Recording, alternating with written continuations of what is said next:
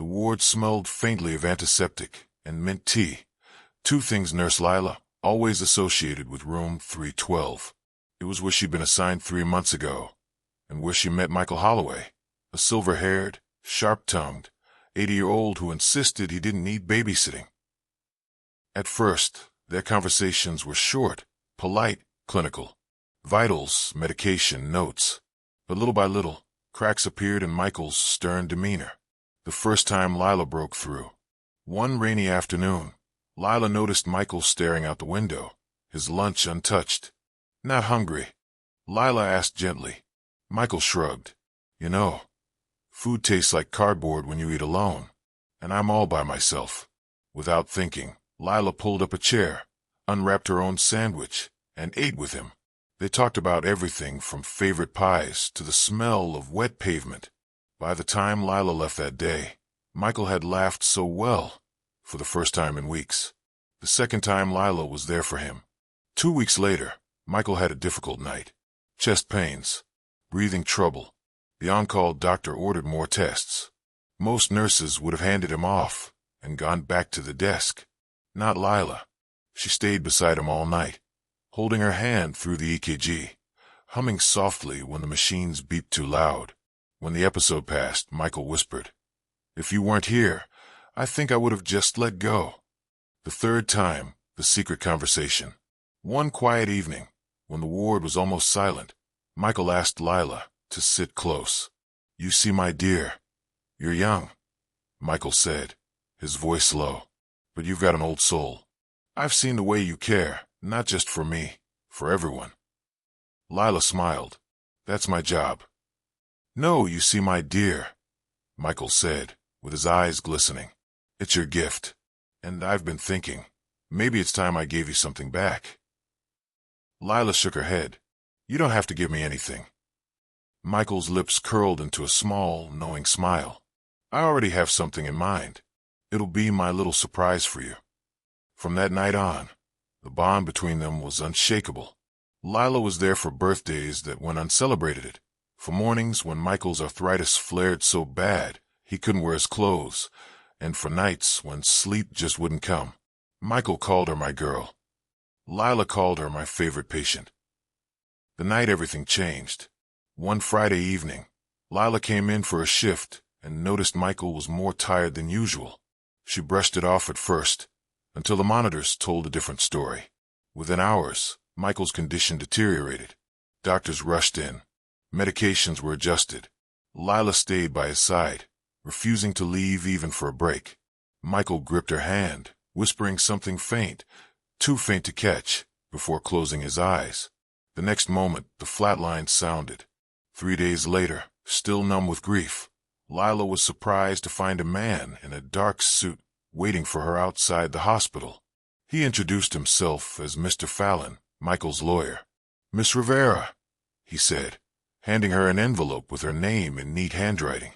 "Mr. Holloway left something for you, and it's not just money." Lila frowned. "What do you mean?" He paused. "He's also named you as guardian of a child." Lila's heart raced. "What child?" Mr. Fallon gave a thin smile. "That is something you'll have to see for yourself." The nurse, the child, and the watcher. Now Lila stood in the doorway, her breath catching as she saw him. He was smaller than she expected, no more than 6 years old, sitting cross-legged on a rug, clutching a worn teddy bear with one button eye. The moment his eyes met hers, Lila froze. They were the same eyes she had seen so many times in room 412, the same deep, knowing brown that had once belonged to Michael Holloway, her patient, her friend, the man who'd changed everything. "Are you my new guardian?" His voice was soft, cautious. Lila stepped inside slowly, kneeling so she was at his level. "Yes, my name's Lila." He didn't smile, but he didn't turn away either. The caseworker excused herself, leaving them in a silence that felt heavy and strange. Lila glanced around the room. It was bare except for the rug, the teddy, and a small backpack. "Do you like pancakes?" she asked gently. His lips twitched, just barely, with chocolate chips. It was the first crack in his wall. They sat at the small kitchen table a few minutes later, Lila flipping pancakes, while he watched quietly from his chair. She told him about her terrible pancake flipping skills, exaggerating her failures until he actually giggled. And that sound had hit her in the chest.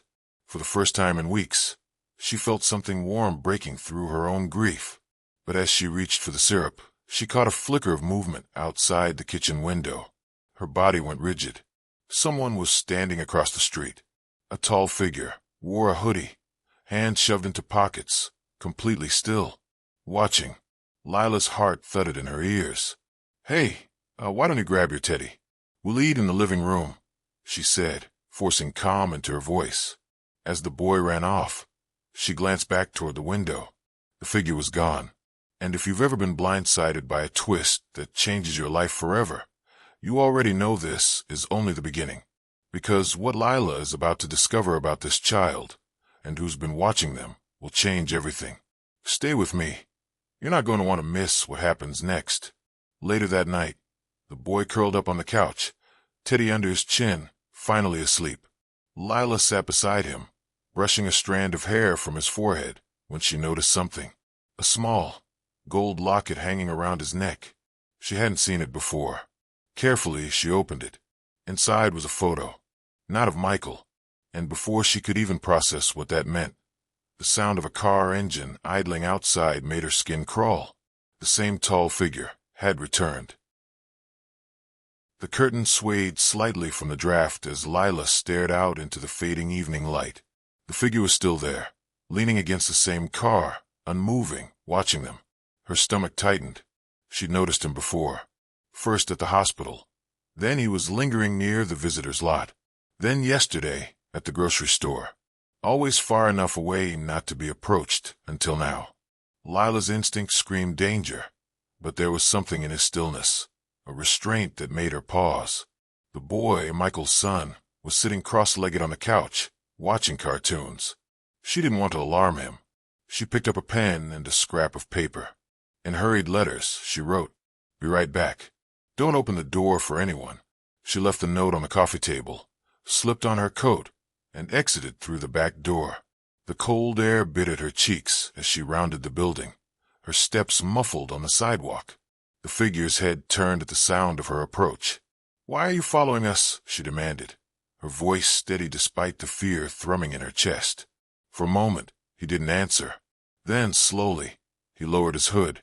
Lila froze. His face was worn but familiar, like Michael's, only older and harder. "I'm not following," he said quietly. "I'm making sure you're safe." Her breath caught. Safe? From what? He glanced toward the apartment window, where the boy's small silhouette was visible against the flickering TV light. From anyone who might try to take him from you.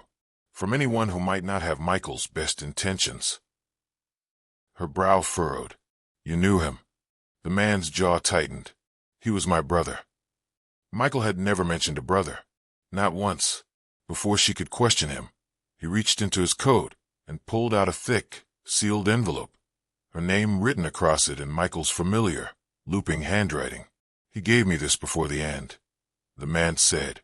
"Told me I'd know when to give it to you." With trembling hands, Lila broke the seal. The first line made her chest tighten. "Lila, if you're reading this, I'm gone."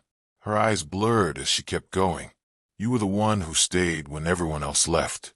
You saw me as more than a patient. You made me feel human again. You gave me moments of dignity when my world was falling apart. And there's one more thing I need from you." She swallowed hard. "Take care of my boy. Not because you have to. Because you're the only one I trust to teach him the kind of kindness you showed me. My brother will help. He has his flaws, but he's the only family I'd trust with my family." Tears slid down her cheeks. Lila looked up, her voice shaky. "Why didn't he tell me about you?"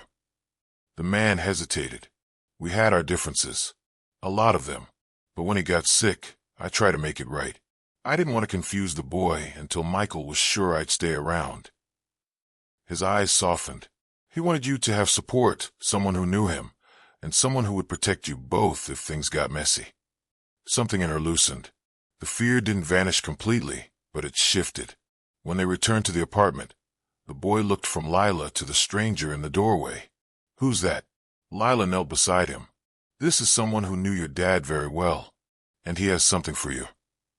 The man crouched down, pulling a small wooden car from his pocket, its edges worn smooth, the initials MS carved into the bottom. The boy's eyes widened. "Dad made this." The man smiled faintly. "He made it for you. I kept it safe." Slowly, the boy reached out and took the car. His fingers curled around it, and for the first time in days, he smiled. They spent the evening together in the living room, talking about Michael, telling stories, even laughing at the silly things he'd done before his illness. The boy listened intently, soaking in every detail.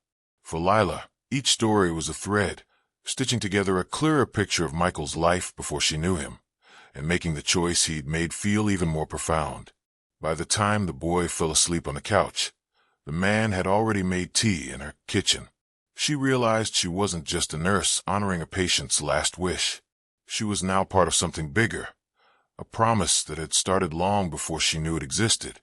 The next morning, the street outside was quiet. No shadows watching from a distance. No cold prickle on the back of her neck.